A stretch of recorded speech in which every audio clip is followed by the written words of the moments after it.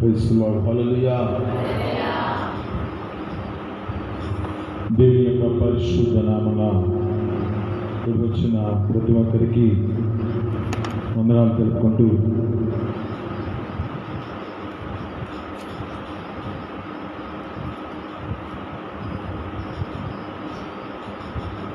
దేవుని సన్నిధిలో దేవుడు మనతో ఏం మాట్లాడుతున్నాడో ఆ మాటలను మనం చాలా శ్రద్ధగా ఆలకిద్దామండి.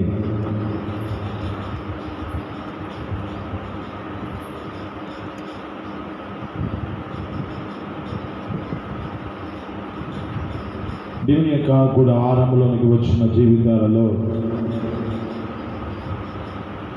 దేవుడు వారి వారి స్థితులను బట్టి, కొన్ని పరిస్థితులను బట్టి దేవుడు ఎలా పిలుస్తున్నాడో, గుడారములో ఉన్న జీవితాలలో దేవునికి వ్యతిరేకంగా మార్చబడిన పరిస్థితులు ఉన్న వారి జీవితాలు ఎలా ఉన్నాయి, ఆ గుడారం ఎదుగుకు వచ్చిన జీవితాల్లో ఏ విధంగా నడిపించబడాలి మనం గుర్తు చేసుకుందాం. ఆమేన్. హల్లెలూయా. హుషారుగా చూద్దాం. హల్లెలూయా. మెలుగు కలిగిన వాళ్ళు హల్లెలూయా చూద్దాం. నెత్తున వస్తున్న వాళ్ళు హల్లెలూయా చూద్దాం. అందరూ మెలుగుగానే ఉన్నారు. ఎక్కడికి పోను నాకేం మరి ఆ వాక్యం తప్ప ఇంకొక వాక్యం రాదనుకుంటా. ముందు ఆ సబ్జెక్ట్లో మాత్రం అది రావాల్సిందే. దేవుడు అడుగుతూ ఉన్నాడు, ఒకటి, గుడారములో ఉన్న నీ స్థితిని బట్టి నీవు ఎక్కడ ఉన్నావు? ఆ గుడారములో ఉన్న నీ స్థితిని బట్టి ఇంకొక మాట ఏమంటున్నాడంటే, నీ సహోదరుడేడి? అదే గుడారంలో ఉన్న జీవితాన్ని బట్టి ఎక్కడికి వెళుతున్నావు? ఒకటి, ఎక్కడున్నావు? రెండు, నీ సహోదరుడేడి? మూడు, ఎక్కడికి వెళుతున్నావు? నాలుగు, నీ పేరేమిటి? ఆమేన్. హుషారుగా హల్లెలూయా. నువ్వు ఎక్కడ ఉన్నావు అనే మాటకి మనకు తెలుసు, మొత్తం ఆది కాండంలో ఉన్నాయి. ఈ 4 అనుభవాలు 4 ఈ యొక్క ఆది కాండంలోనే ఉన్నాయి. అయితే ఇవి ఆత్మీయత స్థితిలో మన జీవితాల్లో గుర్తు చేసుకుందాం. ఇప్పుడు గుడారంలో ఉన్న వ్యక్తి యొక్క జీవితం ఎలాంటి స్థితిలో ఉండాలి? గుడారంలో ప్రత్యేకంగా ఆశీర్వదించాడు, ఆ యొక్క వ్యక్తిని దీవించాడు, ఆ యొక్క వ్యక్తిని ఒక ఉన్నతమైన స్థితిలో ఉంచాడు. ఉంచిన స్థితి మర్చిపోయి దేవుడిచ్చిన ఆజ్ఞను ధృవీకరించి ఈ పరిస్థితిలో ఇప్పుడు ఏ పరిస్థితి కలిగి ఉన్నాడంటే, ఎక్కడున్నావు అంటే భయపడి దాక్కుంటున్న పరిస్థితి. హల్లెలూయా. హల్లెలూయా. అంటే భయపడి దాక్కుంటున్న పరిస్థితి ఎందుకు వచ్చింది? ఆజ్ఞ అతిక్రమము, పాపం వల్ల వచ్చు జీతం మరణం. ఇక్కడ ఈ వ్యక్తి యొక్క జీవితంలో జ్ఞాపకం చేసుకుంటే ఏం చెప్పాడు? దేవుడే ప్రత్యేకంగా ఏర్పరచుకున్న స్థితి ఇలాంటిది. అంటే ఒక ఉన్నతమైన స్థితిలో ఉంచుకున్నాడు, తన మహిమ ద్వారా సృజించాడు కదా. మరి ఈ యొక్క సృజించిన వాడు ఏం చేయబడాలంటే, ఇప్పుడు యెహోవా తోట అని గుడారములో ఆ వ్యక్తి ఉన్నాడు. ఆమేన్.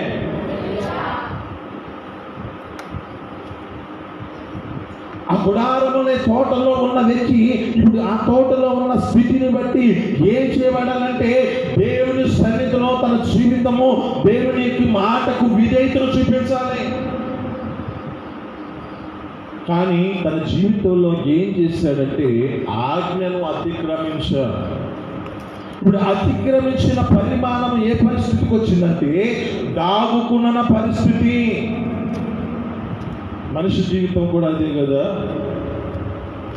బాగుంటేనేమో బాగా కనపడతా ఉంటారు, బాగా పోతేనేమో మనిషికి కనపడే స్థితి కనపడదు. హల్లెలూయా. అవునంటారా కాదంటారా?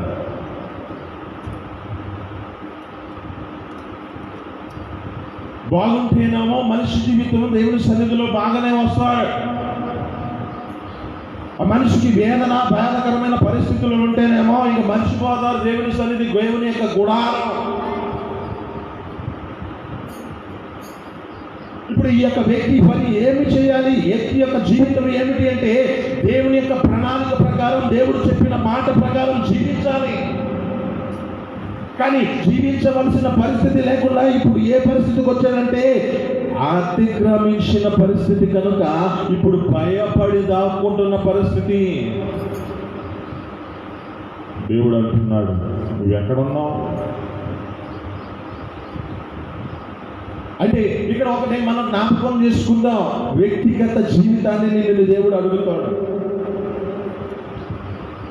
నీ స్థితి ఎలా ఉంది, నీ ప్రవర్తన ఎలా ఉంది? నువ్వు గుడారంలోకి వచ్చినప్పుడు, నీ గుడారంలో నువ్వు దేవుని సన్నిధిలోకి వచ్చిన నీ స్థితిని బట్టి నువ్వు ఎక్కడున్నావు?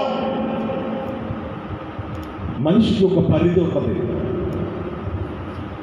మనిషి ఆ పరిధి దాటాడంటే దానికి ఏం చేపడుతుంది తెలుసా? ఇప్పుడు మన గాడన్న వారి జ్ఞాపకం చేసుకుంటే వారు ఒక చుట్టూ ఒక ప్రాకారం కట్టి వాటిలో వదిలి పెడతారు. ఏంటి? గొర్రెలు, మేకలు. ఇప్పుడు అది దాటిపోయిందనుకో ఏ పరిస్థితి వస్తుంది చెప్పండి, చెప్పరా?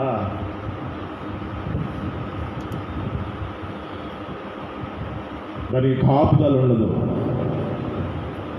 దాని జీవితంలో శత్రువు చేతికి అప్పగించవలసిన పరిస్థితి వస్తుంది. దానికి కలిగిన ప్రాణము పోయే పరిస్థితి కూడా ఉంటుంది. ఆమేన్. హల్లెలూయా. ఇప్పుడు నీ జీవితంలో ఏమడుగుతున్నాడంటే దేవుడు, నీ వ్యక్తిగత జీవితంలో నీ స్థితిని బట్టి ఇప్పుడు నువ్వు ఎక్కడున్నావు? గుడారంలో నీ జీవితం ఉన్నదా? ఆ గుడారంలో నువ్వు దాగిపోకుండా ఉండే స్థితిలో నువ్వు నడిపించబడుతున్నావా? ఆ దేవుని యొక్క సన్నిధికి వచ్చిన నీ జీవితం బట్టి ఆయన చెప్పిన మాట ప్రకారం జీవించగలిగిన స్థితి నీకుందా? 2 మన తెలిసిన మాటలే. ఆదికాండం 4వ అధ్యాయము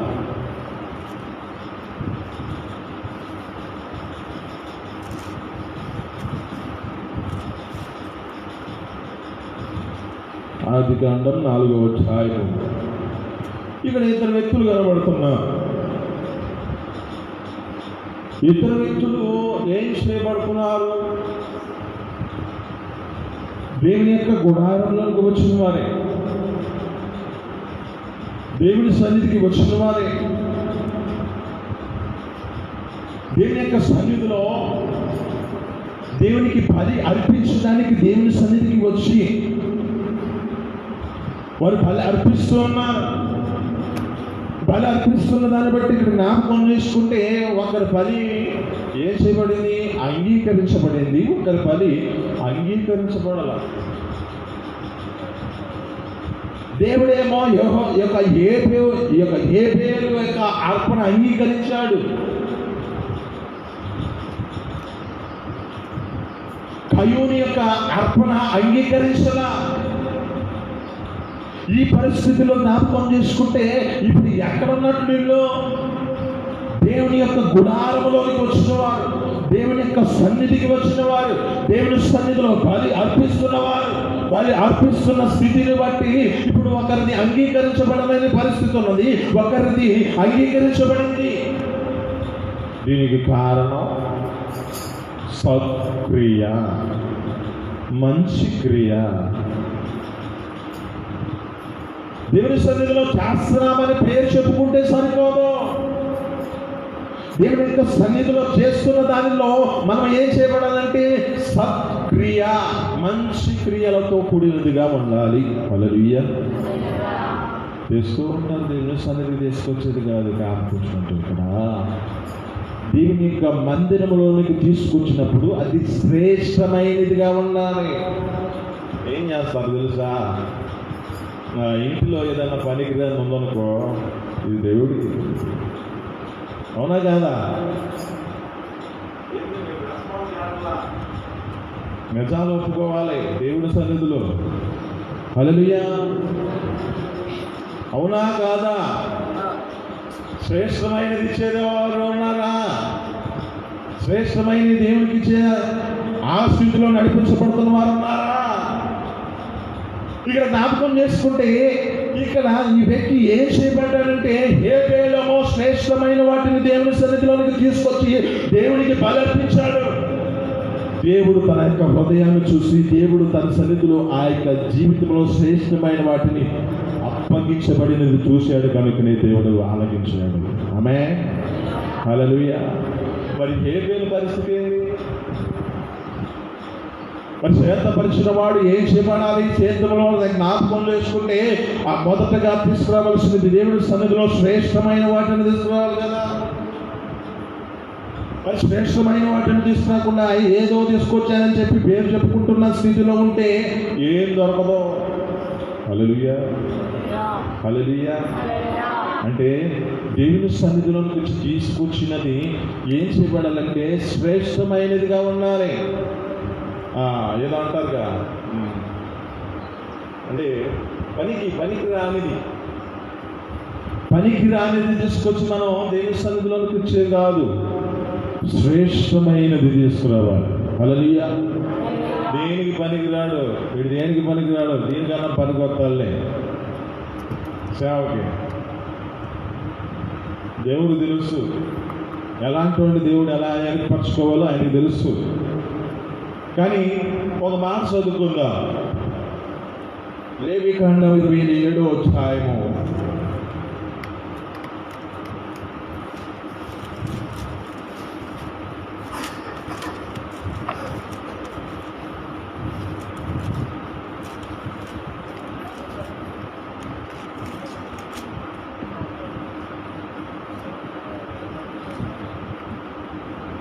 27వ అధ్యాయం 26వ వచనం. అయితే జంతువులలో తొలి పిల్ల యెహోవాది కనుక ఎవడునూ దానిని ప్రతిష్ఠించకూడదు. అది ఎత్తైననేమి గొర్రె మేకల మందలలో యెహోవాదగును. అది అపవిత్రమైన జంతువు అయిన ఎడల వాడు నీవు నిర్ణయించిన వెలలో 5వ వంతు దానితో కలపవే దానిని విడిపింపవచ్చును. విడిపింపిన ఎడల నిర్ణయించిన వెలకు దానిని అమ్మవలెను. అయితే మనుషులలో కానీ జంతువులలో కానీ స్వాస్థ్యమైన పొలంలో కానీ తనకు కలిగిన వాటిలన్నిటిలో దేనినైనను యెహోవాకు ప్రతిష్ఠించిన ఎడల ప్రతిష్ఠించిన దానిని అమ్ముకోకూడదు, విడిపింపకూడదు. ప్రతిష్ఠించిన సమస్తము యెహోవాకి అతి పరిశుద్ధంగా ఉన్నాయి. మనుషులు ప్రతిష్ఠించు వాటిలో దేనినైనా విడిపింపక హతము చేయవలెను. ఇంకా ఇక్కడ ఉన్న వాటిలో భూధాన్యాలు భూవృక్షములను ఫలములలోను అన్నిటిలో 10వ భాగం యెహోవా సొమ్ము, అది యెహోవాకి ప్రతిష్ఠించింది. అయితే ఇక్కడ జ్ఞాపకం చేసుకుంటే కొన్ని మాటలలో తొలిచూరి పిల్లలను అది యెహోవాకి సంబంధించింది. అంటే యెహోవాకి ప్రతిష్ఠించవలసిన స్థితిలోనికి రావాలి. అయితే ఈ ప్రతిష్ఠించిన వాటిలో ఏం చేయబడతాయంటే ఆ చెప్పుకున్నంత సోపు బాగానే ఉంటుంది, కానీ తీసుకురావాలంటే కొంచెం కష్టం. ఇద్దాం అనుకుంటూ ఉంటారు, సేవకం లేకపోతే ఇంకా ఏదైనా వస్తువులే కానీ ఇద్దాం అనుకుంటూ ఉంటారు. కానీ ఇది ఎందుకు ఇప్పుడు ఏం చేయదని చెప్పి వాళ్ళు ఏం చేస్తారంటే ఆలోచన చేసి దాన్ని ఇవ్వకుండా ఉండే పరిస్థితి, లాస్ట్కి శాపగ్రస్తమైన పరిస్థితి. ఇప్పుడు ఈ వ్యక్తి ఉన్నాడు, కానీ ఈ వ్యక్తి ఏం చేశాడంటే శ్రేష్టమైన వాటిని ఇవ్వలేదు. ఆ యొక్క పొలము సేద్యము చేసే వ్యక్తి, పొలము సేద్యం చేసిన వాడు ఏం చేయబడాలి? వాటిలో శ్రేష్టమైన వాటిని దేవుని సన్నిధిలోకి తీసుకురావాలి. తీసుకురాని పరిస్థితి వలన ఇక్కడ ఆయన మనవి ఆలకించబడలేదు, లక్ష్య పెట్టలేదు. పరిస్థితి జ్ఞాపకం చేసుకుంటే ఇక మొఖం చిన్నముచ్చుకుంటే చెబుతున్నాడు, ఎందుకు నువ్వు మొహం చిన్నపుచ్చుకున్నావు? అయ్యనో, నువ్వు సత్క్రియ చేస్తే తలెత్తుకుంటావు కదా. మనిషి జీవితంలో ఒకటి భయానికి కారణం ఆజ్ఞ అతిక్రమించడం. 2, సత్క్రియ చేయకపోతే తల ఎత్తుకునే పరిస్థితి ఉండదు. ఆమె హల్లెలూయా. మంచి క్రియ లేకపోతే మనిషి తల ఎత్తుకోలేని పరిస్థితి ఉంటుంది. అంటే ఈ మనిషి చేయలేని పరిస్థితుల్లో అంటే తన జీవితంలో ఏ పరిస్థితి ఉన్నట్టు?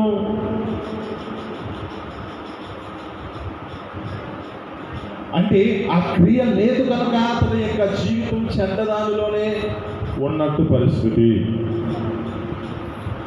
అందుకే లేఖనాలు చదివిస్తూ ఉంటాయి. మత్తయి సువార్త 7:21 కాడి నుంచి చదువుకుంటే 22 కాడి నుంచి చూసుకుంటే, ఆ దినమున అనేకులు నన్ను చూసి ప్రభువా ప్రభువా అని పిలుచు ప్రతివాడు. అంటే అక్కడ అందరూ, అయ్యా నీ నామాన మేము భాషలు మాట్లాడలేదా, నీ నామంలో అద్భుతాలు చేయలేదా, నీ నామను భాష అయ్యక తీసుకురాలేదని అన్ని పరిస్థితులు ఉంటాయి. కానీ ఎవరు నాకు తెలియదు, మీరు వారియు అంటాడు. మన జీవితంలో అప్పుడు ఏ పరిస్థితి వస్తుంది?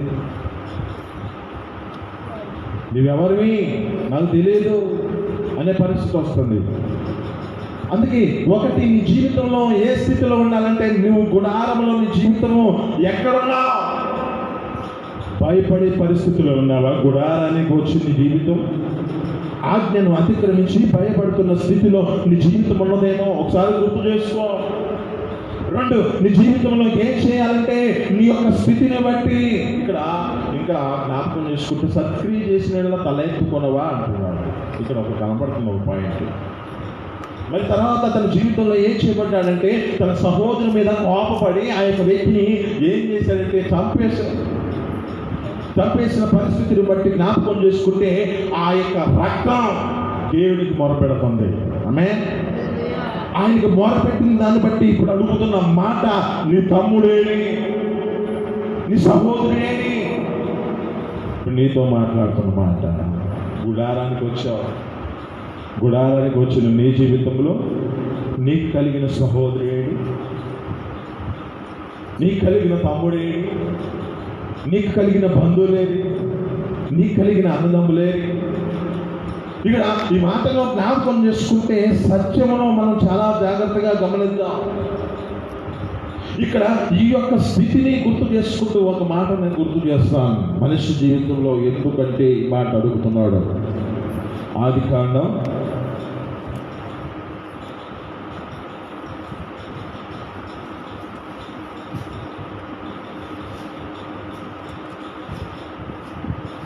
9వ అధ్యాయము 5వ వచనం చివరి లైన్లో, ప్రతి నరుని ప్రాణమును గూర్చి వాని యొక్క సహోదరుని విచారణ చేస్తారు. హల్లెలూయా, హల్లెలూయా, హల్లెలూయా. అంటే ఇక్కడ జ్ఞాపకం చేసుకుంటే ప్రతి నరుని యొక్క ప్రాణమును గూర్చి ఆయన విచారణ చేస్తాడు. విచారణ చేసినప్పుడు నీ జీవితంలో నీ సహోదరుడేడి, నీ తమ్ముడేడి అనే పరిస్థితి వస్తుంది.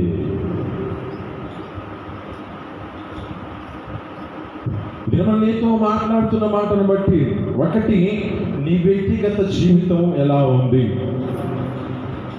2, నీ జీవితమును బట్టి నీ పక్కన ఉన్న సహోదరుని నువ్వు రక్షించగలిగిన స్థితిలో ఉంటున్నావా? నీ సహోదరుని గురించి ఆయన అడుగుతాడు. ప్రతి నరుని ప్రాణమును గురించి తన సహోదరుని విచారణ చేస్తానంటున్నాడు. విచారణ చేసినప్పుడు నువ్వు ఎలా ఉన్నావు? విచారణ జీవితంలో బట్టి, ఆ విచారణలో నీ స్థితిని బట్టి నీ సహోదరుని ఆ దేవుని యొక్క గుడారములో నీవు ఆ గుడారములో ఆ వ్యక్తిని ఉంచగలిగే స్థితిలో ఉన్నావా, లేక హత్యనే స్థితిలోనికి తీసుకొచ్చే పరిస్థితి? ఇక్కడ అంటాడు ఒక మాట, సహోదరుడికి నీకు తెలిసి కూడా చెప్పకపోతే వాడి ప్రాణమును గురించి నువ్వు ఒక ఉత్తరవాది వాడు. అంటే ఇక్కడ ఉన్న మాట, ప్రతి నరుని ప్రాణమును గురించి తన సహోదరుని గురించి విచారణ అడిగే సమయం ఉంటుంది. ఇక్కడ అంటున్న మాట, నీ తమ్ముడు ఏడి, నీ సహోదరుడు ఏడి? ఒకటి, వ్యక్తిగతమైన జీవితం నిన్ను అడుగుతాడు, నువ్వు ఎక్కడున్నావు. రెండు, నీ స్థితిని బట్టి నీ సహోదరుడేడి అంటున్నాడు. మూడు, ఎక్కడికి వెళుతున్నావు? ఎక్కడి నుండి ఎక్కడికి వెళుతున్నావు? చాలా జాగ్రత్తగా గమనించాను. ఎక్కడి నుంచి ఎక్కడికి వెళుతున్నావు? మనకు తెలిసిన మాటలే. ఈ మాటలో ఒక కుటుంబం ఎక్కడి నుంచి ఎక్కడికి వెళ్తుంది? సమృద్ధి కలిగిన రొట్టెల ఆ యొక్క ఇంటి నుంచి, ఆ సమృద్ధి కలిగిన ఆ యొక్క పట్టణం నుంచి, సమృద్ధి గల ఆ యొక్క ప్రదేశం నుంచి ఎక్కడికి వెళ్తున్నారు? మోయాబు అనే ప్రాంతానికి. మోయాబు అంటే ఏ పరిస్థితి? ఒక పాప సంబంధమైన క్రియల చేత నింపబడిన మోయాబి అది. ఒక అక్రమమైన సంబంధమైన తండ్రితో ఒక కుమార్తె చేసిన పాపమును బట్టి ఏర్పరచబడిన వంశం అది మోయాబు. మోయాబు వెళుతున్న పరిస్థితి, బెత్లెహేము అనే ప్రదేశాన్ని విడిచిపెట్టి, సమృద్ధి కలిగిన ప్రాంతం మరి సమృద్ధి కలిగిన ప్రాంతమును విడిచిపెట్టి ఇప్పుడు ఎక్కడికి వెళ్తున్న పరిస్థితి అంటే పాపమని మోయాబులోకి వెళ్తున్న పరిస్థితి. దానికి పరిమాణం యజమాని కోల్పోయిన పరిస్థితి, తనకి కలిగిన కుమారుణ్ణి కోల్పోయిన పరిస్థితి, తన జీవితం ఏం చేయాలో లేని పరిస్థితి. ఇప్పుడు అంటున్నమాట, ఎక్కడి నుండి ఎక్కడికి వెళుతున్నావు? ఇక్కడున్న మాటల్లో జ్ఞాపకం చేసుకుంటే ఆగరేక పరిస్థితి ఎలాంటిదంటే, ఇప్పుడు బయలుదేరుతుంది, విడిచిపెట్టి పోతుంది యజమానురాల్ని విడిచిపెట్టి వెళ్తున్న సమయంలో దేవుడు మాట్లాడుతున్నాడు, ఎక్కడికి వెళ్తున్నావు? ఇదేనా నీతో మాట్లాడుతున్నాడు. ఎక్కడి నుంచి ఎక్కడికి వెళ్తున్నావు? దేవుని సన్నిధిలో ఉంటున్నావా? ఈ దేవుని సన్నిధిని విడిచిపెట్టి ఎక్కడికి వెళ్తున్నావు? దేవుడికి ఇవ్వాల్సిన సమయాన్ని ఇస్తున్నావా, లేక ఎక్కడికి వెళ్తున్నావు? దేవుని సన్నిధికి రావాల్సిన సమయాన్ని దేవుని సన్నిధికి వచ్చే విధంగా ఉన్నావా, లేక ఎక్కడికి వెళ్తున్నావు? ఎంతవరకు నీ పరిధి, ఎంతవరకు నీ జీవితంలో ఎక్కడికి వెళ్తున్నావు? చాలా జాగ్రత్తగా గమనించండి. ఈ మాటలో ఉన్న సత్యాన్ని గ్రహిద్దాం. ఆగని పరిస్థితి ఒక వేదనకరమైన పరిస్థితి. నీ జీవితంలో నువ్వు కూడా బాధపడుతూ ఉన్న పరిస్థితి. లోకంలో మనుషుల జీవితాలు ఏం చేపడుతున్నాయంటే, రోగాలు పరిస్థితులు బట్టి ఒక 2 దినాలు 3 దినాలు లేకపోతే ఇంక అయిపోయింది. అంటే ఎక్కడ విశ్వాస పరిమాణం ఏమైపోతుందంటే, కురికిపోతున్న పరిస్థితిలో ఇప్పుడు దేవుడిని విడిచిపెట్టేసి ఇప్పుడు ఎక్కడికి వెళ్తున్నా? హాస్పిటల్కి. ఎక్కడికి వెళ్తున్నా? మంత్రాసునలా ఏమి వాళ్ళ దగ్గరికి. ఎక్కడికి వెళ్తున్నా? చాలా జాగ్రత్తగా గమనించండి. ఎక్కడి నుంచి ఎక్కడికి వెళ్తున్నావు? ఇప్పుడు ఆఖరి యొక్క పరిస్థితి ఎలాంటిదంటే ఒక వేదనకరమైన పరిస్థితి. కానీ ఇప్పుడు దేవుడు ఆత్మతో ఆ యొక్క వ్యక్తితో మాట్లాడుతున్న మాట ఏమిటంటే, వెళ్ళి నీ యజమానురాలు కింద అణిగి మణిగి ఉండు. హల్లెలూయా. నిన్ను గొప్ప జనంగా చేస్తానంటారు. అక్కడ అబ్రహాంకి ఒక వాగ్దానం చేశాడు చూడు. నేను ఇప్పుడు ఈ మాట చదివింది, నేను ఇంతవరకు చదవలేదు లేదో అనిపించింది, చదివినాక నాకు అంతగా కనపడాల. ఇప్పుడు ఆమెతో మాట్లాడిన మాటను చాలా ఆ యొక్క మాట చూస్తే అబ్రహాంకి ఏ విధంగా మాట్లాడాడో అలాగే హాగర్తో కూడా అలాగే మాట్లాడాడు. ఒకసారి మాట చదువుకుందాం. యెహోవా చేత యెహోవా దూత చదువు అనగా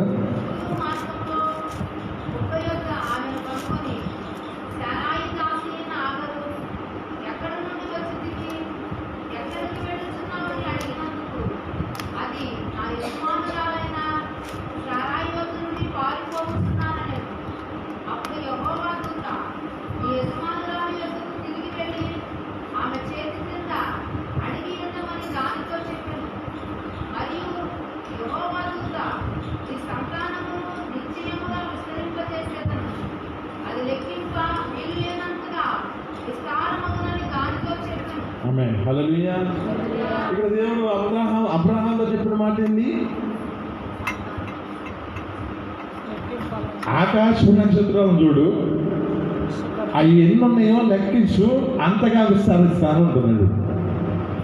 ఇసుక రేణువులు చూడు, ఇసుక రేణువులు ఎలా ఉన్నాయో అలాగని సంతానాన్ని అభివృద్ధి పరుస్తాను అంటున్నాడు.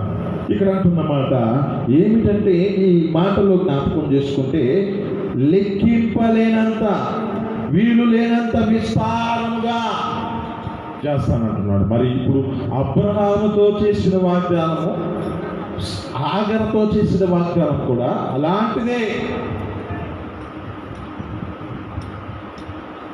అయితే ఇప్పుడు ఏమాట మనం జ్ఞాపకం చేసుకుందామంటే, ఇప్పుడు నువ్వు ఏం చేయబడాలంటే, గుడారంలో ఉన్న నీ జీవితం, ఇప్పుడు ఈ గుడారంలో ఉన్న నీ స్థితిని బట్టి ఎక్కడి నుంచి ఎక్కడికి వెళ్తున్నావు? కొంచెం శ్రమ వస్తుంది, కొంచెం బాధకరమైన పరిస్థితి వస్తుంది, కొంచెం రోగం వచ్చి ఏ పరిస్థితుల్లో నీ జీవితం ఉండదంటే ఇక ప్రాణాపాయ పరిస్థితుల్లో ఉండొచ్చు. కానీ ఎక్కడి నుండి ఎక్కడికి వెళ్తున్నావు? దేవుని ఎంత విశ్వాసం ఉంచావా? ఒక సింహాసనానికి వెళ్ళాలంటే సంపూర్ణమైన స్వస్థతకి మనం అప్పగించుకోవాలి. దానిలో ఒక మెట్టు, అది తొలి మెట్టు. తొలి మెట్టు కాదు, ఒక మెట్టు. అది అంటే సంపూర్ణ పరిశుద్ధత, మారు మనస్సు, బాప్తిస్మం, అలాగే సంపూర్ణమైన స్వస్థతకి, అలాగే వేరుబాటు జీవితం, ఇలాగున్న వాటిలో సింహాసనానికి వెళ్ళాలంటే ఇది ఒక దానిలో కూడా ఒక మెట్టు. మరి ఆ స్వస్థత కోసం దేవుళ్ళలో ఎదుగుతున్నావా? ఎంతవరకు? ఒక దినం, లేకపోతే 2 నిమిషాలు, 3 నిమిషాలు, లేక 1 గంట, గంటన్నర. ఇక లేదు, నా ప్రాణం పోతుంది, నేను వదిలిపెట్టాను. ఎక్కడి నుండి ఎక్కడికి వెళ్తున్నావు? ఆఖరి పరిస్థితి వేరు, ఇప్పుడు మనకి కలుగుతున్న వ్యక్తిగత జీవితం వేరు. చాలా జాగ్రత్తగా గమనించండి. 2 ట్రాలీ చేసి చెబుతున్నా నేను. పరిశుద్ధాత్మ దేవుడు అలా మాట్లాడిస్తూ ఉన్నాడు. హల్లెలూయా. 1, ఎక్కడున్నావు? ఆదాముని ఎక్కడున్నావు అన్నాడు. భయపడి దాక్కుంటున్న పరిస్థితి. గుడారంలోని జీవితము ఆజ్ఞను అనుసరించి జీవించాలి.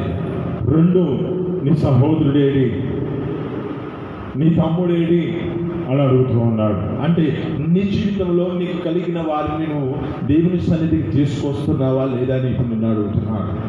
సత్క్రియ చేస్తే నువ్వు తల ఎత్తుకోకుండా ఉన్న పరిస్థితి ఎందుకు కలుగుతుంది అంటే సత్క్రియ లేని పరిస్థితి. 3, నీ జీవితంలో నువ్వు ఎక్కడున్నావు, ఎక్కడి నుంచి ఎక్కడికి వెళ్తున్నావు, ఎక్కడి నుంచి ఎక్కడికి వెళ్తున్నావు. అంటే దాసిగా ఉండవలసిన పరిస్థితి. దాసిగా అంటే మనం ఈ లోకంలో దాసులుగా ఉన్న పరిస్థితిలో మన జీవితాలు ఏ విధంగా ఉండాలంటే దేవుడు చూపించిన మాట అదే కదా. ఆమె హల్లెలూయా. ఏది నిద్ర వస్తున్నాయండి? హల్లెలూయా. మెలుగు కలిగిన వాళ్ళు హల్లెలూయా చెప్పండి. ఇంకొంచెం హల్లెలూయా చెప్పండి. ఇంకొంచెం వాళ్ళ మీద హల్లెలూయా. ఇక్కడ ఉన్న మనకు జ్ఞాపకం చేసుకున్న ప్రభువైన యేసుక్రీస్తు ఏ విధంగా వచ్చి ఏ విధంగా తన జీవితాన్ని నడిపించబడ్డాడు.